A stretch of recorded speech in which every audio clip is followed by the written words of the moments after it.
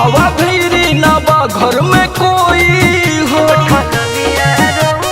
रानी छोड़ा कम धम बाद में होई हो। आवा भीरी ना बा घर में कोई हो। खाना पीना खात नहीं खे। अच्छा भूख राउर राजा जे तूरे भागल बा। का कहीं जब से लेल बनी छुमाए बलमुआ बोठल लिया रहुआ मुहे लागल बा। हाँ हो जब से लेल बनी छुमाए बलमुआ बोठल लिया रहुआ मुहे लागल बा। तारा उठलाने के सवादे ऐसन बा कि भूख भगा देलस।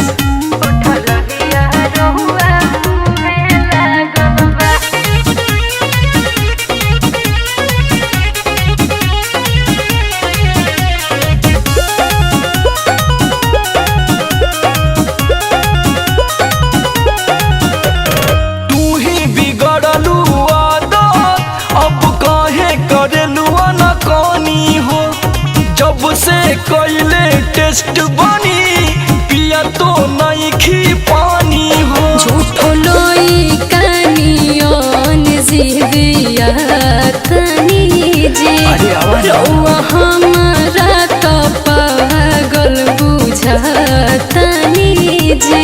और तोहरे प्यार में बनी का जाने कोई सन फीलिंग मानवा में रोबुआ राजा जी जागल बा। का कहीं जब से लेल बनी छुमाए बलमुआ बोठल लिया रहुआ मुहे लागल बा। जब से लेल बनी छुमाए बलमुआ बोठल लिया रहुआ मुहे लागल बा।